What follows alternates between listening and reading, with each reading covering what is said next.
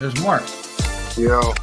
Hey, Mark. How you doing, sir? Hey, guys, we are live, but we're going to give it a couple more minutes, give some folks time to join us. And 14, 15 seconds.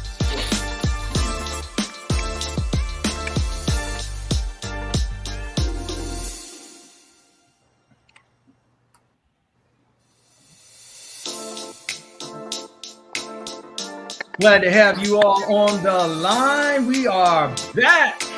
Men's Ministry Program got some outstanding presenters today. They are here in full effect and ready to go. Let me turn this music down, letting us know we are on the line. We're going to fade out this here and put us up there. We can see a lot better. Glad to have all of my brothers on the line today. We got Brother Mark, we've got Brother Steve, we got Brother Kent, and we might have a few other surprising guests that will come on and join us on this outstanding men's ministry, men's focus, man college, man training. Yeah. We got some stuff we're going to talk about today, guys. Let's go. Yeah. You know what? We don't talk enough about the things that matter. And I think it's because we are afraid to really hit the hard subjects. People don't want to be categorized in a certain segment. They're afraid of maybe backlash. But we're going to open it up and hit it hard today on this most important topic, types of women. Hello, somebody. And you know what? That's important to men to understand the types of women. You know, even while we're married, we still got to figure out the phases of women, their life, our life in conjunction with their life. So we're going to talk about it today. And I have Professor Xavier. He is also on the line. So welcome to our guests and friends. I want to challenge you to leave a comment in the chat when you feel like something hits you. And I know this is a man conversation, so if we have any ladies out there that definitely have strong opinions, we want to hear from you as well. So thank you for joining us today. Let's get right into it, men, because we have some time, but we don't want to take all the day up. Let me make sure I have the comments up. We had somebody come online and they shared in advance. Thank you for doing this episode. That's why we do it, because we know that there's some men out there that really want to hear it. I want you to know this is going to be available on our Facebook, on our YouTube pages. We have 2 pages, Hope for Today and Man College. And then on the Man College Facebook page, it's going to be available too. So those who are not able to see it immediately will be able to go back and review it, and that'll be available for them. So let's get right at it, men. The main idea that we want to cover today is talk about men minimizing risk. Men minimizing risk. So you think that if we understand what types of women to avoid, can we minimize risk? Anybody? Absolutely. Not only you alluded to the fact before, as we progress in life, you have to continually analyze who you are, and, you know, in our cases that are married, who you're married to or who you're dating or whatever that situation is. You got to keep looking at that because people change. Absolutely. All right. So that's the main idea. So here's a question for you. And here's a thought for you. A good woman can make a man better. Do you all agree? Absolutely. Yeah, a good woman can take man to the next level, right? Yeah. And it is important, and we ought to be aware of the fact that we need to have good women in our lives, right? That's the bottom line. And so if we can hit this topic and hit it well, we can identify who those women are and how to also avoid it. Because if the same is true, that a good woman can make you better. Listen to me.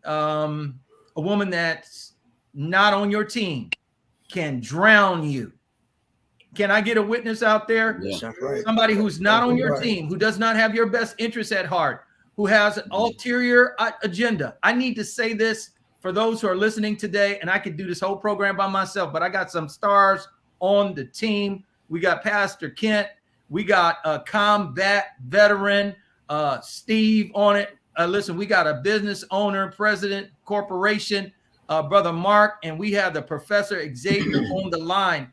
But I want to say this, that you know that there are people, when it comes to women, we think that we are the choosers, because the Bible says, and I'm going to go hit some theology out here for you all, and we're going to talk about some theology. It says, he that finds a wife finds a good thing and obtains favor of the Lord. So we think that the ball is in our court exclusively, but for the truth is that they may have chosen us before we even realized it. And so watch this. If you think you're choosing, you come into a relationship with a lady and she's awesome, she also chose you. She allowed you to be in her influence, and she wants to be a part of something that's going higher and better. She sees what she can be with you and make a awesome future for the both of you.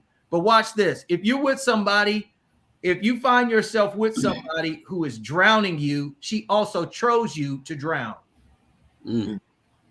She chose you to drown. She chose you to destroy you. I hear. Think about this as well. Think about this as well. When we talk about finding a woman, God is in this position where he doesn't have to find her. He knew where she was all the time. So if you're following God and you're looking for God to bring you who you want to spend your life with, are you really finding her, or was she provided for you before you were in the womb? Okay.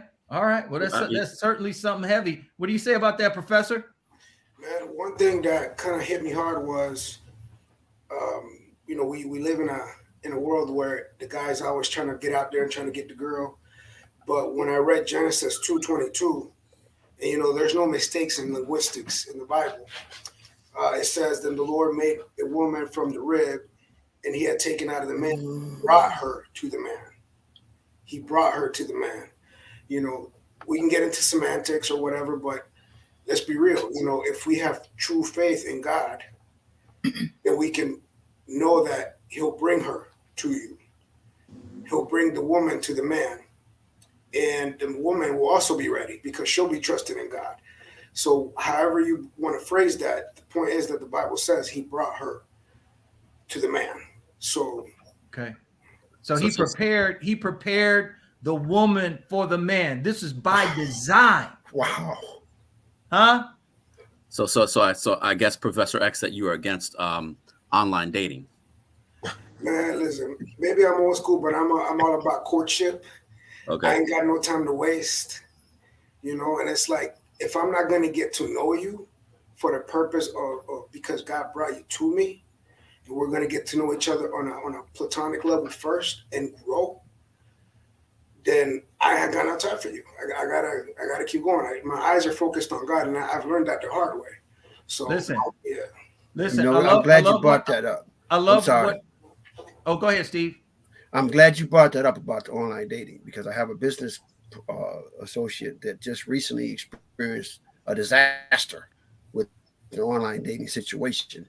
He was with this woman for 2 years plus, and she was overseas, and he was creating this relationship on the computer. He never saw her, never met her, and then he gave her access to his financial portfolio, and he's trying to dig himself out of probably $200,000 worth of debt. Yeah, because she took everything. She took everything electronically. They never saw each other. Maybe saw each other once in person. Mm-hmm. She took it all. Now he's trying to go back and get it back, and she's playing the game of, I love you and all this other stuff. Probably not. And he never knew, because it was an electronic relationship, and she made it electronic by getting that routing number and checking account number. Wow, that's devastating. That's devastating. I want to say something here, pretty important. And I think this is important that we say this at the beginning. Anytime men talk about the subject that's important to them, a matter that's important to them that deals with relationships or women, why do people think that if we're talking about how to avoid mistakes, or how to avoid danger, or how to avoid tragedy, or how to avoid heartbreak, how to mitigate Chris. trouble. Why do they think that it might be women bashing? So if we want to talk about this subject that's going to prevent us from having issues or challenges, why do people think that it might come off as we might be bashing women?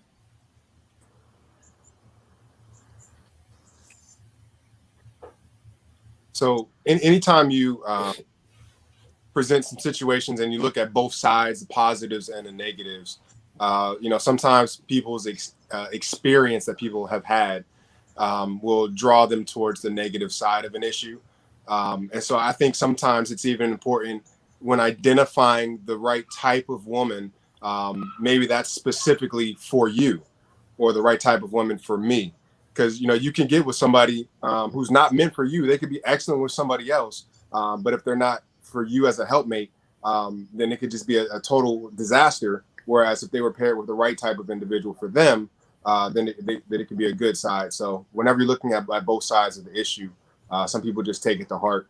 And so that's not the goal of, today, to do any bashing or anything like that. We want to uplift and put everything into its proper perspective. Because the wrong relationship, as you said, can really lead somebody down a path of destruction or ruin the life, versus a right one, which, will give you that picket fence or that way to heaven, however you want to phrase it. Exactly. So we're here to save lives. We're here to mitigate risk. We're here to prevent tragic stories. Right. And we might have some testimonies here today about some challenges that our men have had and then survived and lived to tell about it. So we're not here to bash anyone. That's basically the bottom line. And when I posted this topic on the Facebook page, someone immediately came up and said, I hope this is legit, because, we don't want to have a woman bashing session. I'm just curious, why would anyone believe that if we're talking about preventing men from disaster would end up being a negative for other people groups? Why would that be? We deal with a lot of cultural conditioning today. There's a lot of ways that people feel, and the things that we have to address on a regular basis is due to cultural conditioning. And society kind of culturally conditions women to expect that, hey, this man is coming after me. The patriarchs of history are the problem. We need to eliminate the patriarch idea. I need to do everything I can to control this environment that I'm getting into, so that this man doesn't take advantage of me, or whatever they may have experienced in their families as they grew up. And it's difficult for some women to release that, to let that go, that negative side of a man. They feel like, well, I gotta respond in anger, or I gotta fight back because he's trying to take over. He's trying to take advantage of me. Yeah, I was going to add to that. I don't know if you guys are familiar with Kevin Samuels, but Kevin Samuels, he passed not too long ago, but he was doing a lot of videos on, dissecting women, what their rating would be when it came to a male. And so a lot of times recently in our culture, we look at that as possible female bashing, the way that he went about it. And a lot of people had some harsh words to say about him. But I was going to add to the thought of how do we minimize risk? The way that we minimize risk is by education. You don't minimize risk in business until you actually study what you're trying to get into and doing research and putting together a business plan. Men need to put together a business plan when it comes to how they're going to date. When the woman was brought to Adam, Adam already knew his plan. Come on. Adam already knew who he was. Adam already knew who he was going to be and what his vision and his plan was. So at the end of the day, we have to make sure we minimize our risk by educating ourselves. And this is one of these programs that will help us do that. Right. And so this program is designed specifically to speak on topics that will educate men, help them avoid and look out, be alert, have situational awareness before they give their livelihood, their commitment, their money, their investment to a situation that will end in ruin. Right. Yeah. I want to do a personal, not a personal, but I want us to take a look at a case in point. Can we do that? Let's go there for a minute and take a look at a situation where we had a fairly, rated celebrity who did not listen to a program like this. So let's take a look. Is that the right slide? Nah, this is the right slide. Let's go ahead and move that one out and put this one up here. There we go. You all familiar with Michael B. Jordan and Lori Harvey? Yep. Okay, so here is a case where a man, and let's just say we assume that he's well-to-do, he's got some money, he's famous, he's got resources, unlimited, I would assume. He can do things that I couldn't do. How about that? And so he chooses a young lady who's beautiful, attractive, and he wants to do some things. And as the story goes, he's got plans to make her be more of play a significant role in his life. Am I tracking properly, guys? Mm-hmm. Yeah. So He's trying to make her, basically get more serious in their relationship. Okay, so he wants to be more serious in a relationship with her. So he starts to move in that direction. But guess what happens? What happens is that she's not on the same page as he is, right? And in all the story is told that his previous relationships have been predominantly private. He said it was difficult to keep things private because it prevented the relationship from being spontaneous. So this one was more public. So he took a risk, and we talk about that risk assessment. Did he take a risk with the right lady? That's the question. He might have. Here's the thing. We want to, when this story broke out about them breaking up, immediately all the fellas started bashing on Lori Harvey. But here's my thing. And I'm not taking sides here, but at least she was honest. She didn't get married to him, take his money, and they say, I ain't ready. Let's be real. At least she was honest. Honesty goes on. You might not want to hear that honesty, but at least she didn't go through and say, yeah, I'll be your wife, and then take all his money. You know what I'm saying? So are we going to make mistakes? Yeah. Especially nowadays where, we talk about public. Yeah, he's a celebrity, but let's be real. Most relationships now are public. For a lot of people, they put all their statuses on Facebook, social media, Instagram, blah, blah, blah, blah, blah. So now you got a bunch of hands in the cookie jar. And what you have here, which, nobody begged to ask Michael B. Jordan about how he felt. We hear one side of the story. But let's be real, and touching back a little bit on what you said earlier, what we have a lot is lack of emotional intelligence. yeah. We have a bunch of emotionally unintelligent individuals relying solely on emojis and the way of the world to feel good. If it feels good, it's from God. No, I like cheesecake. It feels good. That don't mean it's from God. That's right.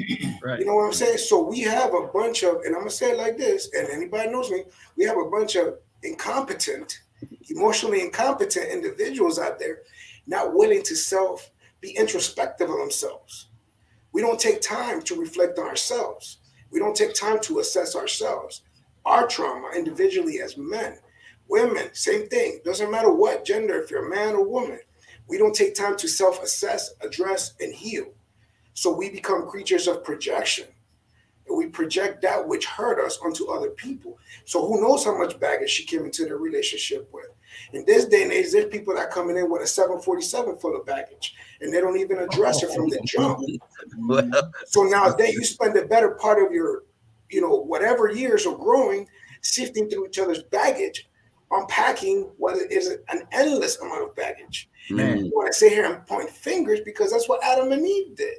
Yeah. Take responsibility. It's your fault. Right. If you don't sit down and have these conversations, both of you are to blame. It ain't just the man or the woman. You got to have these hard conversations. And if you can't do it from the jump, then guess what, fellas? That ain't the woman for you. See, you got a theme going on with you. Your theme is certainly intentionality. You have to have intentionality up front, and you got to ask those hard questions. But unless you have a male mentor that's going to tell you, hey, listen, these are the questions that you need to ask up front. And then when they say they don't know to some of these questions, tell them to guess, because the mind doesn't know the difference between imagination and reality. And like you said, you might end up with a Mack truck of problems on the back end. And like Stephen Barber said here, she may not have taken his money, but she took his time, and that's important. Especially as you age, you want to spend time with somebody that the time it has some value to it.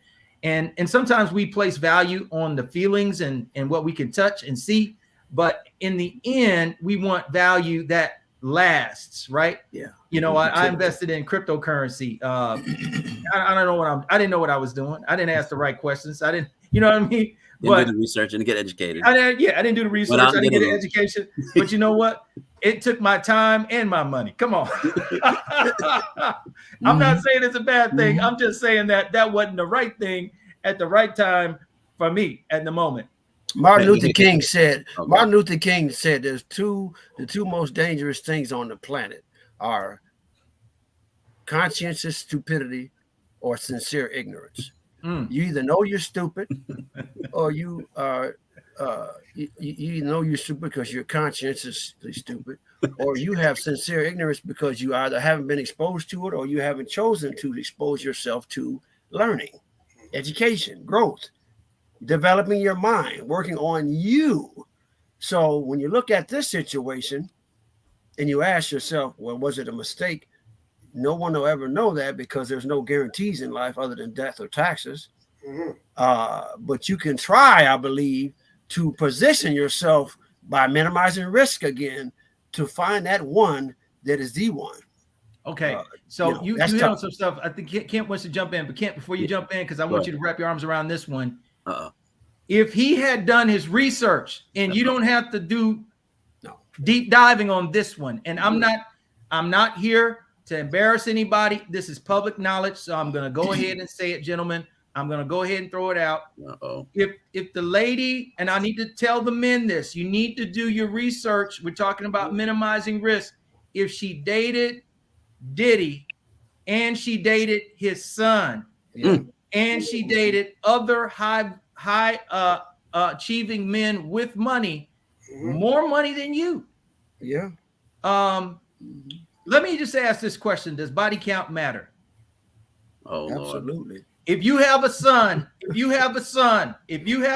don't care how beautiful she is. Or maybe you care how beautiful she is. Maybe that trumps everything. Doesn't matter. Let me answer that question. Body count may matter depending on where the person is in the state of their spiritual walk. If a person in their spiritual walk is transformed and is moving forward in a direction where they're not going to do certain things anymore, then we can leave that stuff behind because it's been a learning lesson. They've grown from that. They've transformed from that, right? But if it's a person who still has an attitude that I'm just really kind of testing the field and I'm out here trying to see what I can get and how I can further my career or I can further my exposure and my clicks and my links on my different podcasts and my different social media things, then there's a problem. And I was just going to allude to that. You already said it, Doc.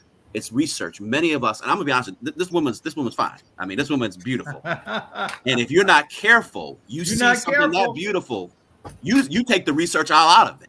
And you try to bumble around until you can figure out what you're supposed to be doing later. And I think he didn't do his research up front because he was blinded by the beauty, man. He was blinded by the beauty, and he was blinded by what else rhymes with beauty. Right. All right, I'm gonna leave it right there. I'm not Jesse Jackson, but I can rhyme a little bit. I like Creflo Dollar's little snippet he does about the interview, and when you go on a date, and he said, "Bring out your list." You can't see it because my lighting is screwed up, but I got a piece of paper, and on your list you got 10, 12, 15 questions or whatever. And you go down the list. Do you live at home? This is usually female to the male. Do you live at home? Do you pay your bills? Do you have a credit card? Is it in your name? Do you have enough money to bury yourself tomorrow if you die? Do you have life insurance? If we go out to dinner next week, then you pay or do I have to pay? Do you have a good relationship with soap and water? How often do you take a bath? Oh, man. Do you live with your mama and them, or do you have your own place? You have to have that list of criteria. Some people might think it is a list. It's a list. Hey, this is what I require because before I go down this road that says do not enter, I need to check it and make sure I'm going the right way. Absolutely. Let me click this next slide right here. And this tells you the research was flawed. I mean, I understand there's a deviation from the mean, but come on, man. Watch this. He said, I wanted to take that away and give this the best chance it had. Man, you want to wife up? Anyway, let me go ahead and read it. Give it the best chance it had in this weird world that we live in to be somewhat normal. Long story short, I think it's just the timing of everything. It was the right time for me. Yes, I'm happy. But watch this. That's what he was saying. This is where we're talking about minimize risk. Look out, men. Your heart was taken by her beauty and all the rest of that. But look at what she was saying. This is what he was saying. I'm happy. It's the right time for me. Watch what she says. And a lot of times, like you said, we'll skip over what they say for what we feel. And we're talking about minimizing risk, blinded by how fine she is. Okay. The hip to waist ratio is on point. Let's go with what she says. Watch this. She's still very focused on her career. And when she realized that they weren't on the same page while they were making plans for their future, she had to call it quits. So he was like, it's the right time for me. I'm into this. I want to make this something special. She said, my career is where I'm focused at. And yet he poured his investment, his public figure, put his weight on that. What do y'all think about that? So the problem here, I think, is that that she was looking for a helpmate for herself. She was looking for a helpmate. It doesn't seem that she was, willing to be a helpmate. And with that dynamic, unless he's willing to become her helpmate in somehow, some form, in that reverse type role, otherwise it wouldn't work. It just wouldn't work. Okay. Oh, well, you know what, gentlemen, this is what I want to do. I want to do something special because he is a man and we feel for him. You all feel for him? Yep. Yes, yeah, we feel for him. And so I want to just have a moment of silence for Michael B. Jordan and his breakup, his breakup. And we just want to remember him and in this moment, because he probably was thinking, I should have been the guy in the movie. I gave my heart and she didn't give a heart back. And now a moment of silence to remember a brother fallen. Brothers fall every day, but Michael B. Jordan fell the furthest.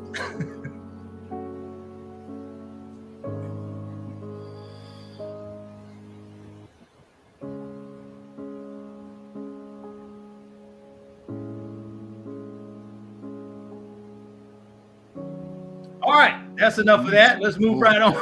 That was tough. That was tough. Let's already get through. Hey, man, I thought you was gonna bring Michael B on. I was like, oh man, he's about to bring Michael B on. I was excited. No, man, we had to have a moment of silence to honor the brothers who fall, man, whose heart gets broken and then try to rebound, man. I haven't seen him. Has anybody seen Michael B. Jordan on anything? No, not even close. No, man. It hurts. It has to happen that way, though. It has to happen. You got to go through that pain cycle to wake up. You have to realize, okay, in order to get your values in alignment, you got to feel it somehow. So I think he's going to come back out with a realignment. Yeah. Okay. All right. Well, we hope for the best, plan for the worst. And, because a lot of guys, they think they learned and then they end up choosing the same type of woman with a different face, same problem. How does society see men? I'm going to drop this on you. From a child, we grow up and they say women are made of what? Cinnamon and spice and everything nice. Uh-huh. And then there's the story of the men that are made of snakes and snails and puppy dog tails.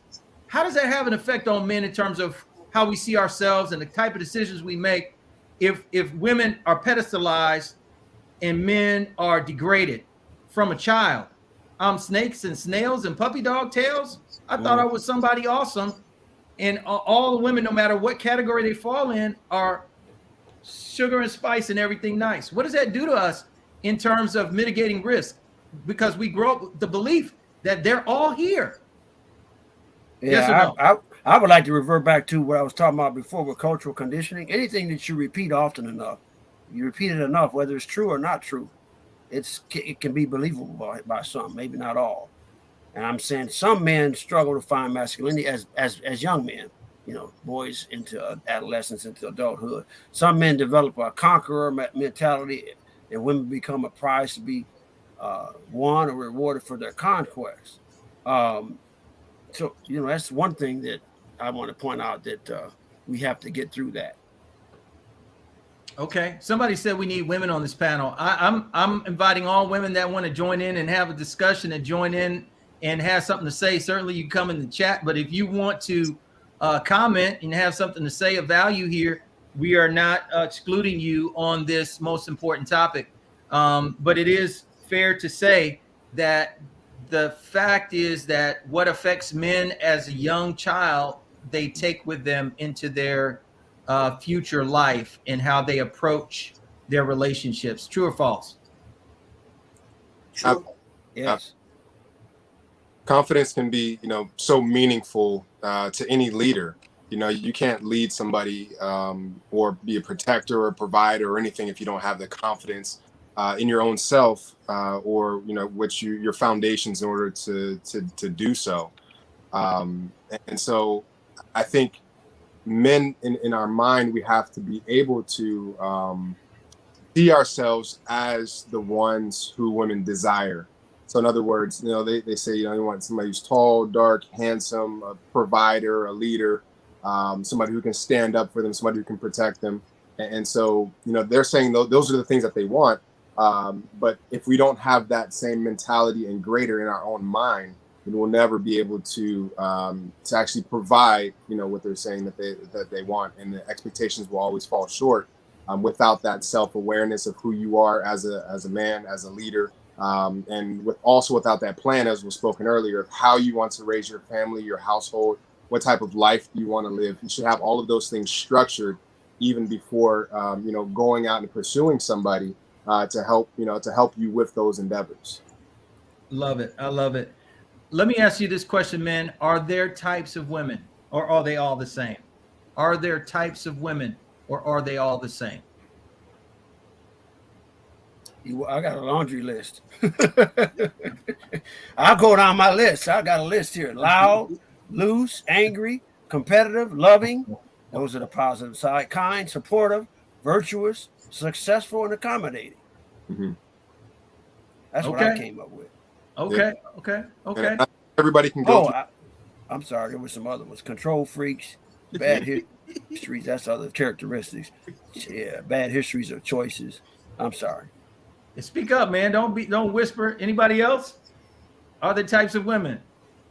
I'm not going to label certain types, but what I would say is that there's a lot of women, what they replicate or what they give as an example is what they got from their mothers or from their households, or what was missing from their household, right? So if they didn't have a father in the home, they didn't have that type of exposure to be able to know how to treat a man, how to respect a man, or maybe it was modeled in the marriage that they saw in their own household that was there and how the family got along or didn't get along. So a lot of it was demonstrated by how they saw it. So a lot of people, if a person has an issue with being a narcissist, right? Maybe it was the way they were raised in their household, and so they want to have control because they never had any control when they were literally in their household.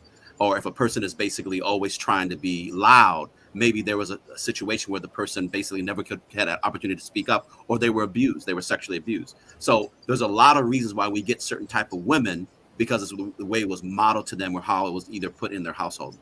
Okay. I love your feedback on that. So with these types of women that you guys have mentioned here today, are there types of women that men should avoid? And I think that's a very important question. I want to bring up some slides that actually speak to this from a theological standpoint. Can I do that for us, men, today?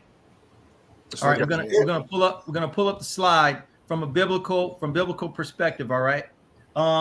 Maybe I should just start with the fact that coming from a theological perspective, it makes it less personal from what we have to say, because we can point to literal scripture that identifies the types of women. And I want to start basically with Proverbs 31. Proverbs 31 is a very positive narrative about a woman. And I think that it needs to go in the coaching, training, mentoring of our men, our young men, and some of our single men. I know probably all of us can name men from our formations that are still single, right? And either they haven't figured it out yet, or they enjoy being single, or they have just horrible decision-making process. All right. They don't know how to mitigate the risk, and they don't know how to pull the trigger.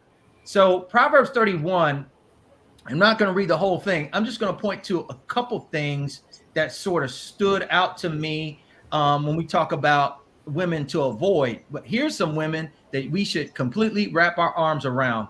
Proverbs 31 verse 12 says, she will do him good and not evil all the days of her life. Can I get a witness?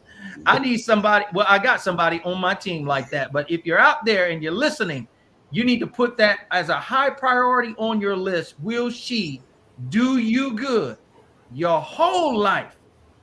Not make you feel good, but do you good out in public. When you're on the street, and when you're on the, well, I was going to say on the sheets, but that listen, do you good your whole life. Can you imagine that? The Bible says a woman that should be embraced, the woman that should be lifted up. She is like the merchant ship. She bringeth her food from afar. She raiseth all while it is yet night, raiseth also while it is yet night, and giveth meat to her household and her portion to her maidens. Come on, somebody. Any comments on that? The woman that shall be praised, the woman that we should look for, the woman that should be embraced, the women that we should strategize for to capture and keep. I got mine, Bishop. I got mine. You know her personally. Yes, I do. She's still doing what she's always done, which is being in my corner. Yeah. She's in my corner. When I was on my back for 4 days in the hospital. Yes, sir. Dying.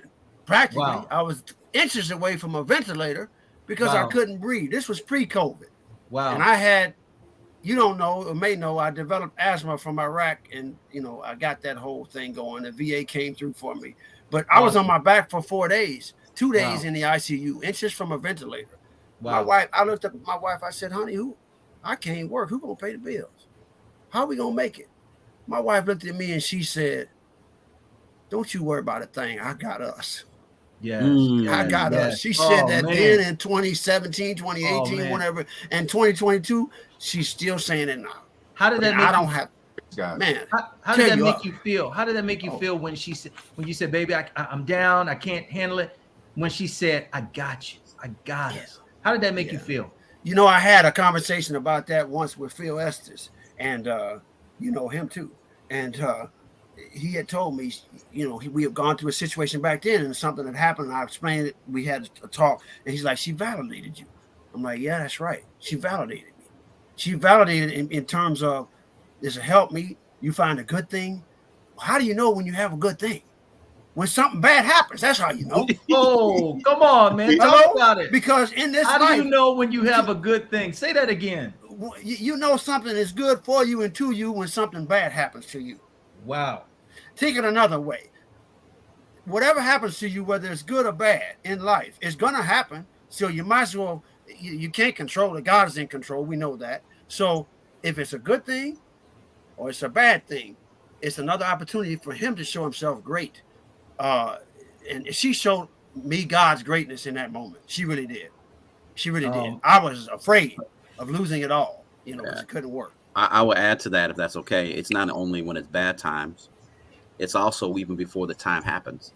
So, for example, I can talk about my wife. When I was a college dropout, Howard University college dropout, all my family thought I lost my mind. I was doing well in school and everything. And when I met this lady who just basically said, "Listen, I don't care what people think about you, what people see about you. I believe in you, that you're going to make a difference in this world." Say that again. Not only that, I'm going to help you build those dreams. Can you say both of those things again? Say those things again that men need to hear that identify the right woman for you. Before I even was the man that I needed to be, I met a woman who basically told me that she would help me build my dreams together. We would build them together. She Man. believed in me even when I didn't believe in myself. Man. And so at the end of the day, even in bad times and good times, I already knew I had somebody who was in my back. She was my ride or die, no matter what.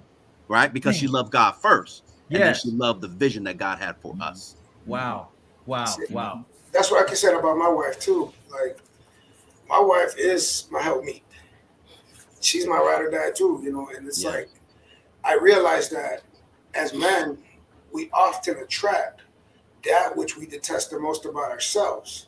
And those are where the failed relationships come in, because we're trying to rescue her when in reality we are trying to rescue ourselves from ourselves. Wow. But once we align ourselves with God, we're not necessarily attracting that which we hate about ourselves. We're attracting that which needs to be shaped about ourselves. Speak on it, Professor. My wife, man, my wife is iron sharpens iron. It hurts. It hurt. Our growth hurts. But you know what? I would not be the Levitical priest that I am today had it not been for such a godly wife. Because I didn't grow up with a priest at home. I didn't even know what that meant. I could preach to you about it. I could teach you, but to have it ingrained within me, I didn't know what that meant. So my wife, see, I got to present her blameless and spotless before the Lord, right? As Ephesians 5 talks about. There's times I don't want to present at all. Come on now. But you know, I've had to learn that with growth comes pain. Yes. With pain comes healing, and with healing comes success. Can you say that again? Slow down. Say that again. With growth comes pain. With pain comes healing. With healing comes success. Yes. And then you start all over again with that as you grow in age and maturity. But you have to look at yourself. Like, I don't know why man can't just look at your mess. Look at you. Quit being the tough guy. Look at yourself.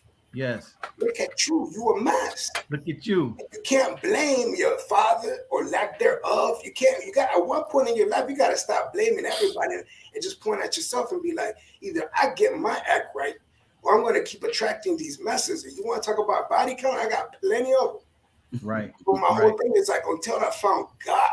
Right. Until I found God. Not meaning there's deity in the sky. I'm talking about finding him like Abraham found him. Yes. In spite of my mistakes, because I got my Ishmael too. Right. In spite of, and finding that woman that God had for me is understanding that that woman comes at a price. It don't mean that it's going to be happy, you know, let's go on a balloon ride and be on cloud nine. It means that they're going to go some tough times. And either she's sticking it out or not. And that's when you find you have those conversations. So my wife, man, my wife is my ride or die. When I was a guy, the biggest thing I could have was a trusting partner. And my wife, I trust her with my life. Right. Because she's my ride or die. She'll tell me things that I don't want to hear, but I need to hear. Right. Right. So that's what you gotta do. You know, if she plays into your mind and your intellect, you got a wife. Yes. Not a little girl. Right. A wife, not a little girl. Come on, man. You said something about trust, man. Trust. Listen, if you leave and go out of town and there's no trust there, can you focus? Come on. All right, let's get into it. I'm going to post this again, and we're going to look at what the Bible has to say about types of women to avoid. Proverbs 5, 6, and 7 really breaks down sort of the promiscuous woman, the woman as the seductress. And this is what the Bible's talking about. And it says right here in verse 8 of Proverbs 5, what does it say? Stay away from her. Why? Because theologically, the word, which is the writer, which is the inspirer, which is the prime mover, wants us to mitigate risk. We're talking about men now, not bashing anyone, but it's talking about the type of woman that would drown you. He says, don't even go to her house. Stay away from her door. Don't even leave her alone. Don't slide into her DMs. Huh? Don't slide into their DMs either. He said, Bishop, Professor X, I didn't go to her house. I didn't call her on the phone, but you went into her Instagram DM. You did that. You snuck in there.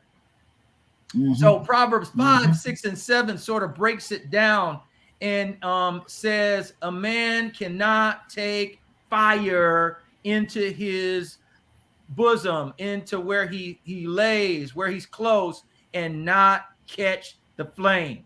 Okay, it cannot happen. And so she invites him in. She says, I've hooked up my place just for you. My husband is gone. And friends, how does it end? We know how it ends. It doesn't end well. So here are 4 women in the Bible that your mom should have warned you about. Are you all ready? Let's go. Go ahead. Delilah. Can you anybody here tell me? You all are theologians. Tell me about Delilah, the Delilah type. What was significant about Delilah? I'll go ahead and start it. We got 3 others. She was manipulative and she was an interrogator. You have ever had any experience with anybody, you don't have to say it, that interrogated you and manipulated you? This is the Delilah in the Bible that captured Samson and used her leverage to take him down, drowned him. He chose that though. He chose her. Yeah. Any comment? She used her beauty and then her leverage, and then she had an agreement with another, authority figure to take him down. And so she used it for her own betterment, her own, So she literally took him down. This is not made up. She took him down. She used her powers, her superpowers, and he was an idiot. I'm just going to say it. This dude had all the physical power in the world, but he didn't do a risk assessment on the choices that he made. In fact, his parents were mad, says, is there not anybody ever within the church? Is there not anybody ever within the realm of reason? You are making some ridiculous decisions. Did Samson have a peer to talk to him? Right. Hey, you know what? Sometimes if we're so high, we're so successful, we have no peer, and we're making crazy decisions and we don't even see it. No longer self-aware. Does that remind you of anybody out there that is a car maker right now? Huh? Right. Did he have twins with one of his chief executives? Y'all know who I'm talking about? Musk. I didn't know that. I know who Musk is. I didn't know he had twins. I didn't know that either. Yeah. See. Hey, when you're a billionaire like that, you belong to a club where you forget reality, man, and you're just out there making babies. And well, he said he wanted to overpopulate the world, but I think eventually some of these decisions will catch up on him. Let's move on. How about Jezebel? Anybody want to speak on Jezebel? Hello. All right, silence. Ahab's wife. Let me remind you, Ahab's wife probably be described as a modern day Catwoman. All right. Go back to Jezebel. To Jezebel. I can speak to somebody else. Going to Jezebel. Yeah, go ahead, bro. That's the fine girls out there. That's the ones that look away, walk away a certain way. They got that body language that they don't need to say nothing, that just attracts you to them. They act a certain way that the pheromones be kicking. You smell good, you get attracted to that. But behind that, it's a snake to poison you. Listen, but it looks good. You're saying it. Watch this. Jezebel killed and destroyed anyone that got in her way. Yeah. You talk about a body game. She had a body game, and we're not just talking about who was behind the scenes and behind the curtains. Naboth's death is on her body count, biblically speaking.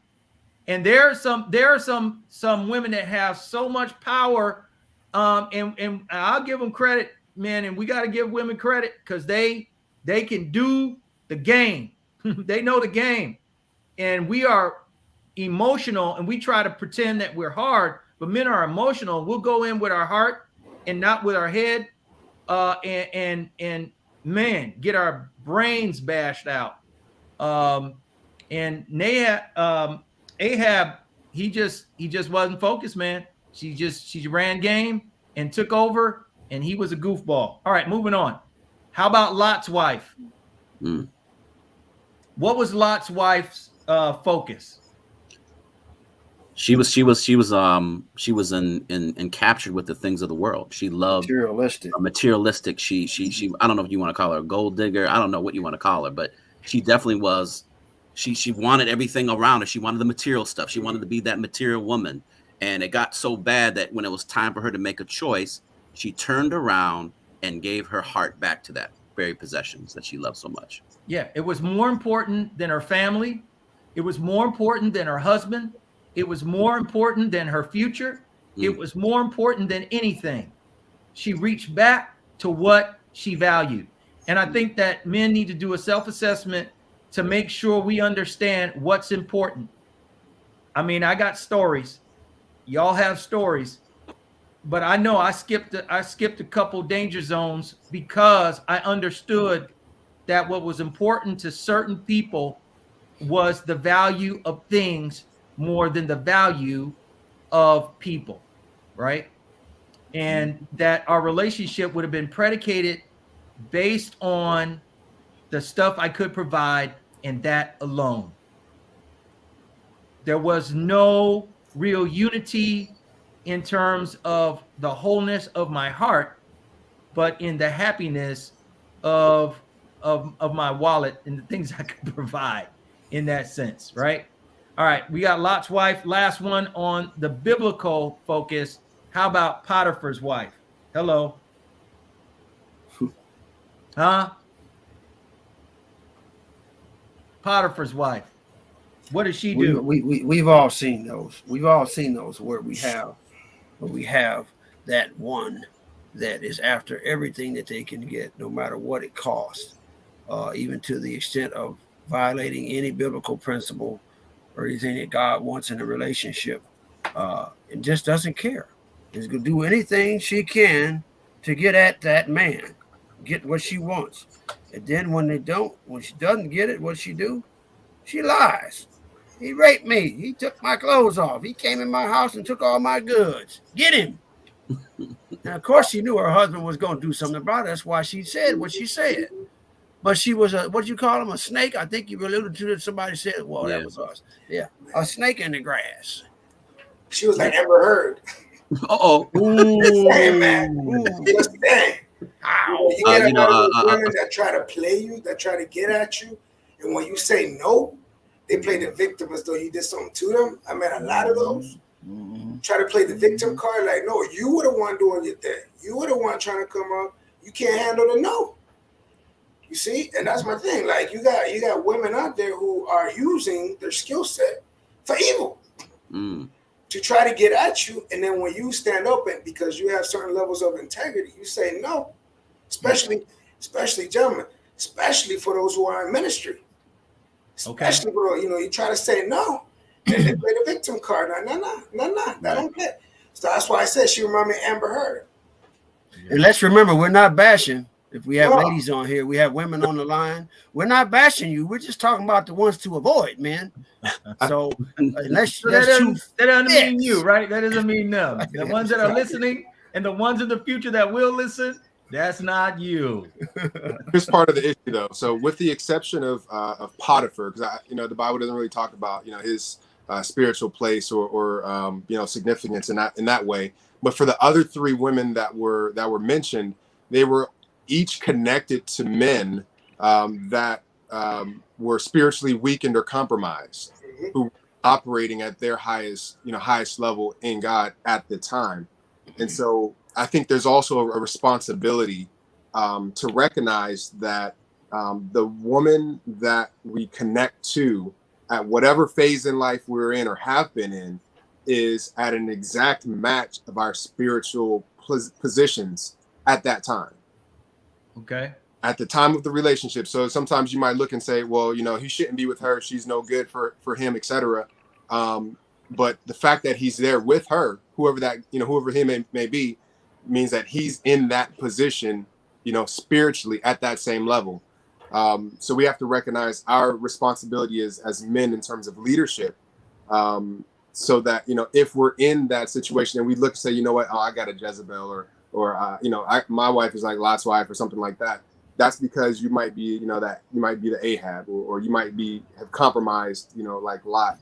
And so it's a call to look introspectively at where we are and wonder, okay, if we're attracting that type of woman, what is it about me that is attracting, you know, the Delilah? What is it about me that would, you know, make the wife want to turn back to those things and tighten up ourselves just the same as we're looking for partners and solidifying those relationships? Hey, but look, let me just say this, and that was great. That was a great observation. The reality is, you don't have to do anything about attracting those people, except that they just might simply be a predator.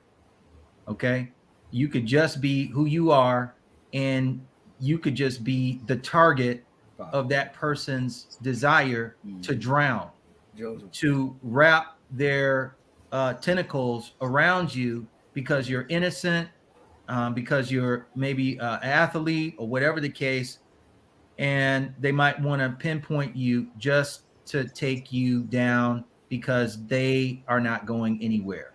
So if go ahead. When you see in that in Proverbs 7, where the father is warning his son about that strange woman, I believe it talks about who she targets, and one of her targets is just the young man that's just in the street. It doesn't say he's, you know, on his way to do business or commerce. He's just going to church. Yeah. Nothing, no plan. He's just out there. Just out there. So, yeah, and so it's because he's out there, she presents herself as available, right? And so you can definitely have a target on your back for those type of women to avoid. And in fact, I'll say if you're operating how you should be operating, you know, as a person of God, man of God, or even as a structured person, those type of women should be intimidated, you know, by your presence, or not even want to think that they can approach you. You know what I mean? Like, there should be something about you that says, you know what, I'm not even going to go for that because he's not going to go for it. Love it, man. I love it. I love it. You know, I tried to take you another direction and you just pulled me right back in, and I got nothing to say about it. I think you're right on. There is spiritual responsibility on every man. So what you're basically saying is, hey, man, being on the streets is not the answer. You know, you're just not going to find what you're looking for on the streets. And really, if you do your research, if you're where you're supposed to be, you know what? You have a lot better chance of surviving the worst. But then every now and then, you just might not know and get caught up. But you got to have extra strategy. You got to have a go to hell plan, and then you got to have somebody that you can call. You got to have somebody that you can call, help you get out of a situation that you shouldn't be in. You got to have a senior man, a mentor to talk to and say, hey, man, how does it look from the outside? I can only see from the inside, and I'm not sure. You got to be able to reach out and have that contact, because I think too many times men make decisions on their own. It feels good. It looks good. I like the way things are, but you don't see the future like somebody else can see the future for you. Let me give this perspective, I think, in terms of the type of woman to avoid. I would say avoid all women. Like, just avoid everybody. Okay, you're gonna need to unpack that one, because the men are like shocked. You just talk on it. Everybody, avoid everybody. In terms of finding a mate, in terms of finding the person that's for you, right? You should only be looking for one person. And so oftentimes you get into the habit of, all right, I'm gonna date over here, I'm gonna date over there. If you have a list, you have a criteria, if you have an objective, and you're looking for, you know, a helpmate, then it's only going to be that one person that God's going to be able to show you and to reveal to you who that might be. I was trying to think of the story. If it was like, I don't know, Eleazar, who went out and seeking the bride for Isaac, I believe. You know, it was a very targeted type thing. I put on some sad music because some people are sad out there. You said, leave all the women alone. Leave them all. And listen, respect. But in terms of a potential mate and a partner, you know what I mean? It's only gonna be that one. You know what I mean? So don't go out like you just, trying to test, smell all the flowers and stuff like that. No, know what you want. Find and listen to the voice of God to direct you to who you're supposed to be with. All right. Well, I'm gonna come back on that and just kind of give some perspective, and then you can tell me if I'm on the right track. Sound like you were saying that you should only target that one and leave the rest alone. But I think that having friendships and being friendly and meeting people, the Bible says, "He that has friends must show himself friendly." The only way you're going to get to know yourself, and the only way you're going to get to know people, is to sort of engage with people. I'm not saying have a intimate or a committed relationship with all of these people. What I'm saying is you definitely have to engage to get out there to know what you like and what is compatible with your personality. There are 50,000 women out there that are compatible with your personality. And I think men need to know that, because they have this idea, and Hollywood has taught us that that's just that one, right? Certainly you're going to marry that one. And certainly what I picked up from you, Mark, is that we need to be intentional, but we also need to be aware that there are 50,000 people. So when Michael B. Jordan breaks up with Lori Harvey and he is embarrassed because now people are telling him, dude, you should have known her body count was high. You should have known that she was a man eater. You should have known that she was after the likes and the screen grabs and all of that kind of thing. You should have known that. But what he needed to understand is that there are 49,999 other women out there that are just as beautiful, that are just as compatible, and that certainly can be God led for him, that will complete him. And like the Bible says in Proverbs 31, she will do him good. Come on, somebody. I'm about to preach. And not evil all the days of her life. Amen. And she probably will outlive him. So her life, I'll bet on that over the other. I want to know, does anybody have a testimony before we prepare to close? I have some closing comments on the type of women to avoid, and I'm going to need to hear from you guys. I've got a list here that I grabbed, and we're going to have to talk about it as we prepare to close. But does anybody have a personal testimony they want to share to say, hey, this is where I was, this is where I am, and I praise God for sort of bringing me through. I was that guy, and now I'm not. Come on, anybody? I got you on that one. Come on, talk to me, man. How long you got? How long you got? Speak on it, Professor. You got 30 seconds, brother. Man, listen. I got so many stories. I can write a book on what not to do. And that's my thing. Like we live in such a rushed mentality. Rush this, rush that. I've been married twice, been divorced twice. See, I got married when I was young, and then I got divorced because I was too young. I didn't understand what the commitment was. You got to understand what you're committing to. Not just your woman, but you're committing to for better or for worse. And then I got married because there was pressure put on me by that's deep. Well, becoming a minister. Wow. If you're a minister, you look better if you got a family. Now, I'm not saying she's a bad woman, okay? Right. She's not a bad woman, but she wasn't the right woman. Right. Right? And so fast forward, I agree, deep, man. Stay away from these women. You can have friendships, but I agree with that. It was the minute that somebody walked up to me at Andrews and said, hey, what's up, man? You like the Hugh Hefner. Wow. That's a problem. It's a problem. That's a problem because, I have a very engaging personality. And so I'm attracting, like you said, 50,000. And I'm talking, and I realize that I'm looking at the wrong perspective. Because I'm not trying to look at a woman. I'm trying to look at God and have God filter my eyes so I can see the right one, because I've been doing it wrong. And my wife and I came together by a miracle, but we were friends for a while, and then we dated. And when I mean dated, we spent time talking about where our life wanted to be with God. Right. We had those tough conversations. Right. Because fellas, you got to know, if you marry this woman and God forbid something happens to her and she can no longer sleep with you, what you going to do? Jump ship and go to the next? Wow. Come on. That happens. I've seen patients. I've had patients like that who have gotten divorced because she became a quadriplegic. And no, for better or for worse, till death do you part. Right. So, you got to understand that commitment is not, it's just like baptism, but in a different way. You're committing yourself to somebody for life, Right. for better or for worse. And then you committing yourself to being the Levitical priest, presenting her blameless and spotless before the Lord. You got a lot of work to do. So you got a lot of work to do. Women, generally, and again, I'm speaking on a behavioral, psychological generality, which is women tend to gravitate towards the love aspect.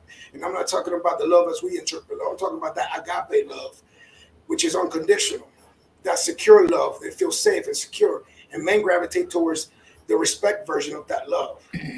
But if you don't love your wife unconditionally, guess what? You're not going to get respect. You're going to end up in a vicious cycle. So what I've learned is that for me, I had to work on myself first. Take a pause, like Mark said. I had to work on myself first. Yes, I had friendship with women. Yes, I had all that, but I put the blinders up and gathered that one little team of guys that kept me in check. Okay. Accountable. So you got to do those things. You got to be accountable to yourself, and furthermore, you're accountable to God even during the dating, courtship, whatever you want to phrase it, and in marriage. So take your time. Take your time. 50,000, right? All You know what right. you said, 50,000? Take your time. Ain't nobody going nowhere. Take your time. I love it, Because man. once you release that time, you ain't getting it back. So don't do the wrong thing. Hey, man, I celebrate and I congratulate you for sharing that testimony. I appreciate you for sharing that personal story. It's going to make a difference in somebody's life. How you transitioned and you turned around and you found the right one. And it's possible to find the right one after you found yourself and after you found out you had to make the right decision for yourself, not because of your job, your career. And there's a lot of pressure for ministers to get married. I see a lot of these young guys, Kent can speak on it, Mark can speak on it, Steve can speak on it, who are rushing to get married at a young age and they don't even know themselves. The brain is not completely developed by the age of 25. The brain is not fully developed by the age of 25. A man should not get married before 25. Now, obviously, there's exceptions to the rule. I'm just saying, in general, have some time for your brain to develop. Have some time to get to know yourself. Have some time to talk to your mentors and coaches and team members, your partners. Have some people that's above you, that's better than you, that's been where you're trying to go, and then talk to them. Get your feet on the ground. And I'm not saying in that time sow your wild oats. Develop relationships with people and in groups so that you get to know what personalities are best compatible for you. And then you are able to make a decision. Get your career together, know a little bit about life, and then be intentional when you talk to the young lady and say, hey, I'd like to spend some time with you. This is what I'm trying to do with my life. I need to know what you're trying to do with your life. And I want to see if we can go in the same direction together. Be intentional about it. If there's anything that I wish I could do, if I could go back, and I literally have no regrets, because God, as Mark said, he places you in situations and you grow and you make decisions and you do what you got to do with the information you have at the time. And we have these programs like this to talk about sharing information so people can do better than we did. But be intentional. I would go back and I would have those crucial conversations and be intentional about what I needed and what I wanted and things like that. Let's hit this list and we'll wrap this blessing up. Here we go.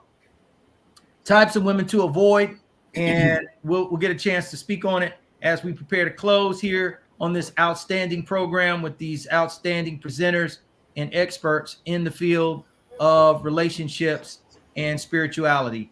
The stripper. Type of woman to avoid. Post provocative photos. Listen to me, man. If you're dating someone and they're spend more time, they got a PhD in Instagram, Twitter, Facebook, and they are always out there.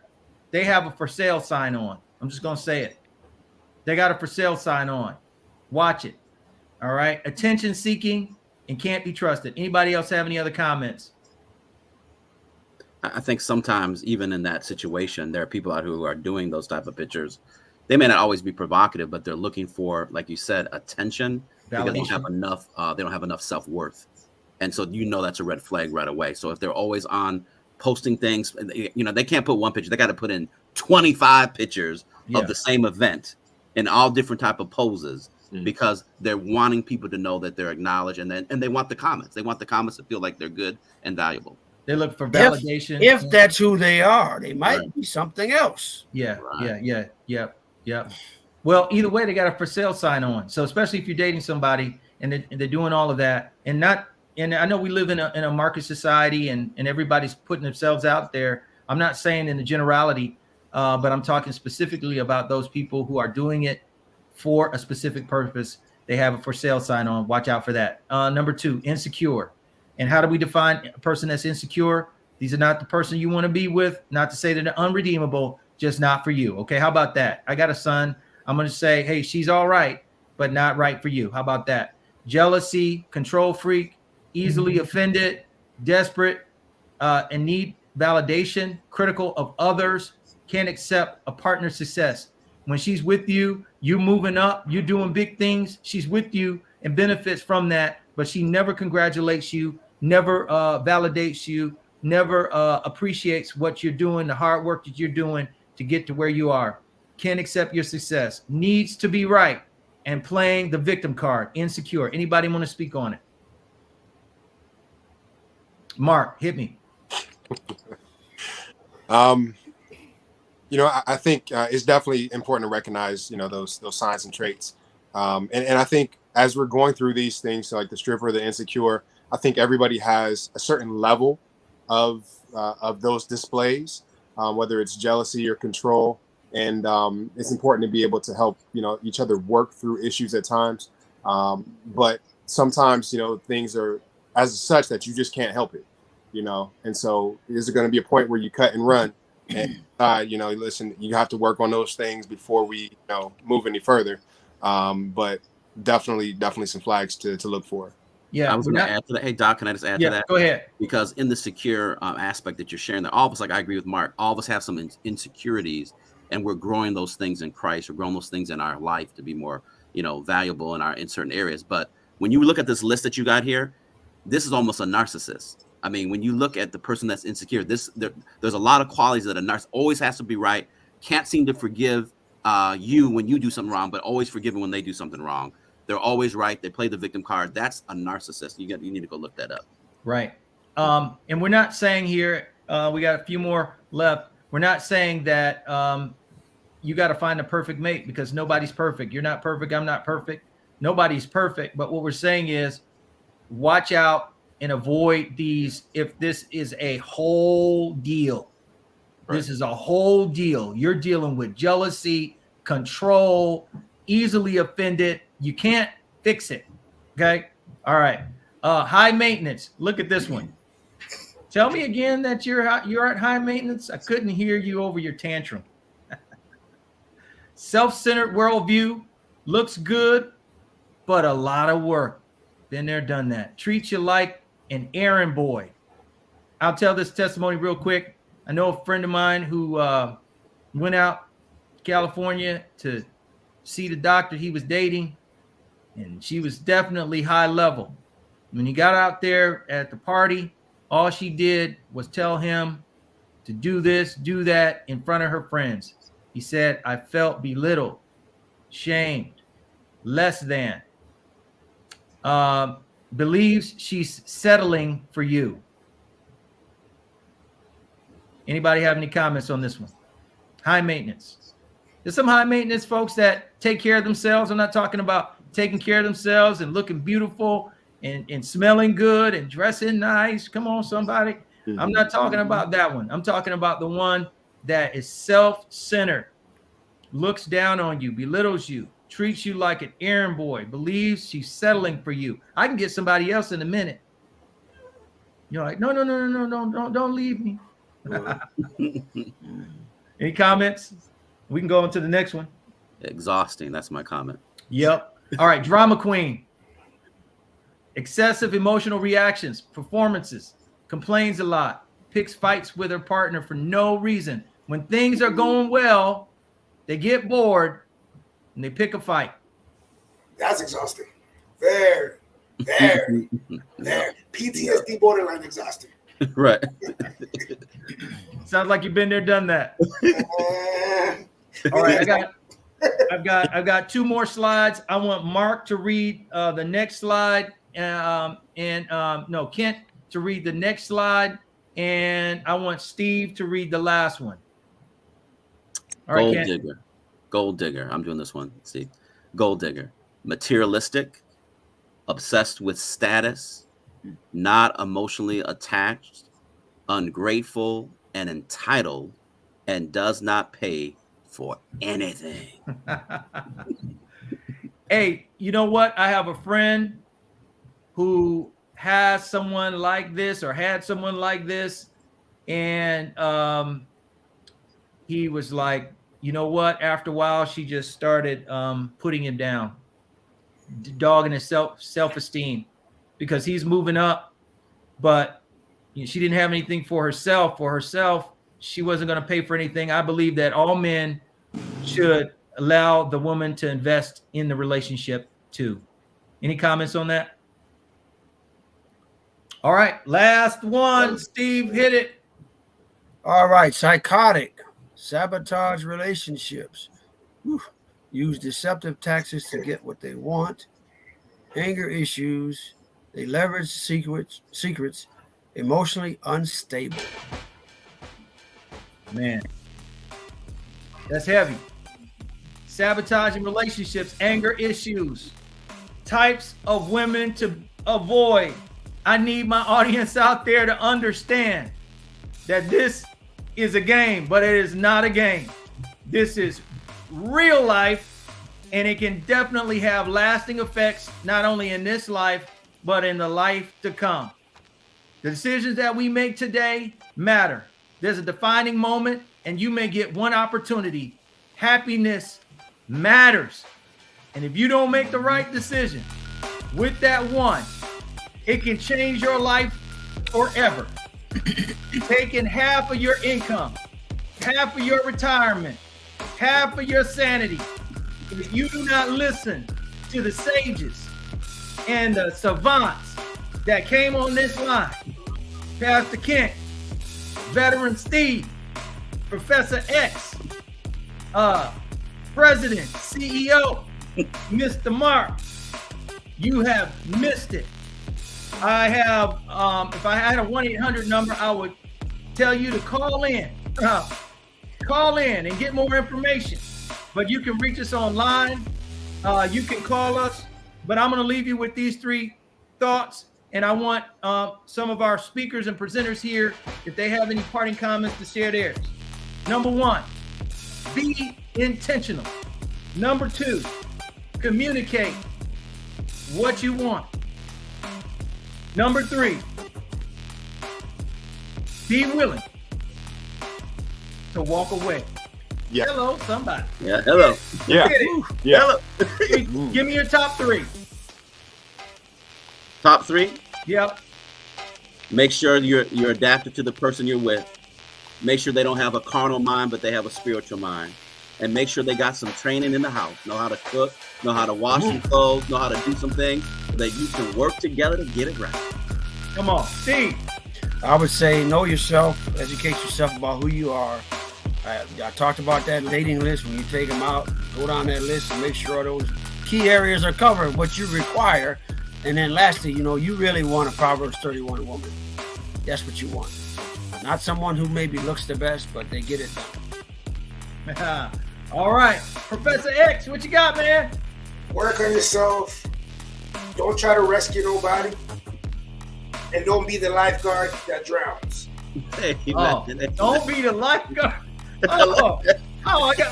Don't be the lifeguard that drowns. Man, come on. I love it. Mark, what you got? Last one. Last one is establish a plan for your life. If you don't have a plan for your life, you will go to and fro. Anybody will fit it. If you have a plan, only one's going to fit. Number 2 is be willing to leave a good relationship if it's not the one that God has for you. Don't string it along if it's not the one that God has for you. It might feel good, it might be good, but if it's not God, it's not. That's not. Amen. Amen. The last one is be willing to be by yourself. That's it. You can't get it God's way, don't get it at all.